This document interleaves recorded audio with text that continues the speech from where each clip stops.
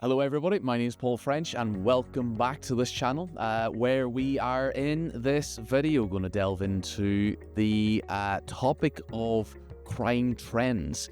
We're going to question a little bit on why they change, what they mean, and some surprising facts hopefully you don't know.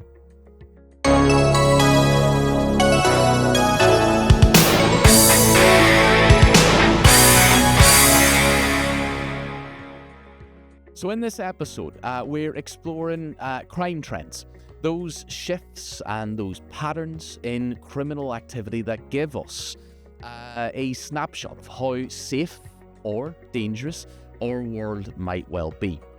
But before we get into the nitty-gritty, here are two little-known facts about crime trends that I hope it might surprise you.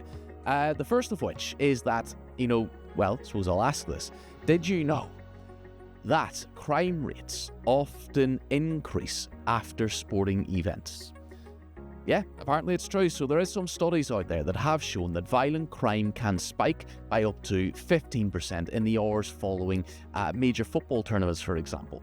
There was one notable study, not in the most recent European or during the most recent European Championships, but during the, I'm nearly sure it came out during the 2022 World Cup in Qatar, where there was an unfortunate rise in domestic violence cases following the performance of the England team.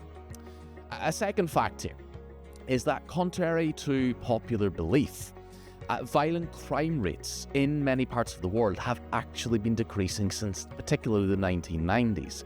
So this trend includes significant drops in homicide rates in cities that were once notorious with high crime.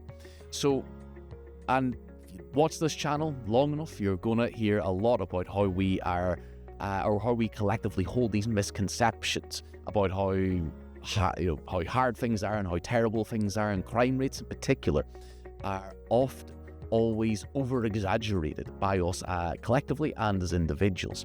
But at least the official crime statistics show that more violent crime, despite what media might show, is actually on a downward trend. Now, let's travel back a little bit to understand the broader context of crime and violence and the trends there that we might be able to illustrate.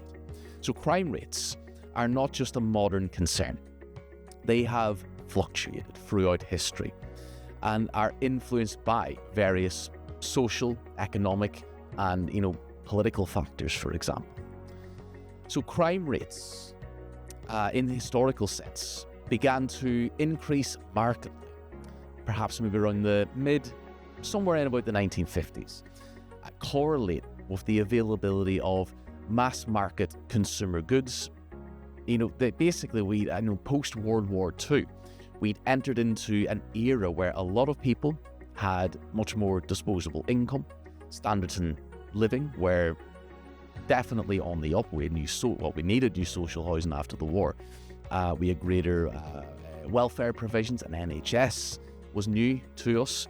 All of these great social concepts. And because we had disposable income, we had, money to spend, otherwise it wouldn't be disposable. But we also had post-World War II, because of the need to produce wartime material, like, we were building tanks and aircrafts and what have you. Well, we had all the infrastructure there to continue building. And in a maritime situation, or in a maritime environment, where there's no war, we were able then to prosper that bit more. And this took the form of capitalism, quite aggressive capitalism, and people were enticed to buy more. This could have been houses, this could have been material possessions, TVs, for example, still fairly new on the market. I'm nearly sure black and white, still around the 1940s and the 1950s. But either way, we were richer.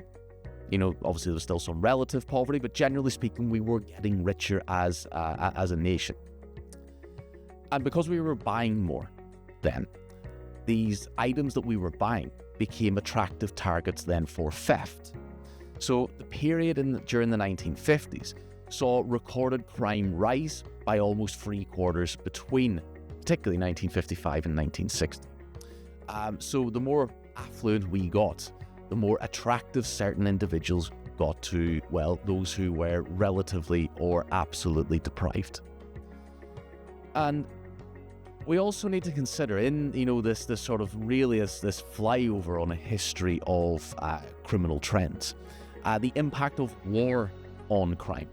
So rather interestingly, during the interwar years, crime increased by more than 1/5 between 1934 and 1938. However, with the advent of World War II, there was an expectation of a wave of crime, and indeed indictable offences rose significantly, despite many potential criminals, young males, being abroad fighting the war. So that demographic of young male, the statistically supported demographic for those most likely to commit and quite most likely to be the victim of certain types of crime. This statistic was going up, but a lot of them were abroad fighting, but it still went up nonetheless. So quite interesting that. And there's a few other variables tied in to that observation that I'm not willing to go into in this video because I'm trying not to make them go any longer than 10 minutes. But what I would like to bring our attention to just before, well, as we push towards the end, in regards to more recent trends and reporting of crime changes, because this is important. In more recent decades, crime trends have shown a steady rise until the early 1990s, and that was followed then by a decline. So this pattern is visible in both police recorded statistics and victimization surveys. However, changes in how crimes are reported and recorded, such as the introduction, for example, of the National Crime Recording Standard in the year 2002, have significantly influenced these trends. So basically, things like we get better at recording crime, alongside, let's say we now today criminalize a behavior that was legal up until, well, today. That then in about a year's time is going to impact crime statistics.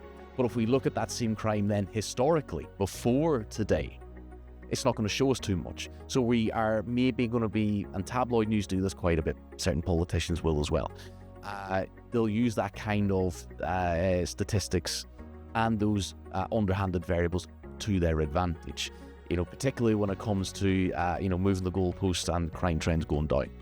But again, that'll be topics for perhaps a later video. But look, before we sort of wrap this up, it's good to point out then that crime rates have seen significant rises during specific historical periods. Crime's always going to go up and down. We should never really fall for, if we see an annual increase in some crime, that's the norm.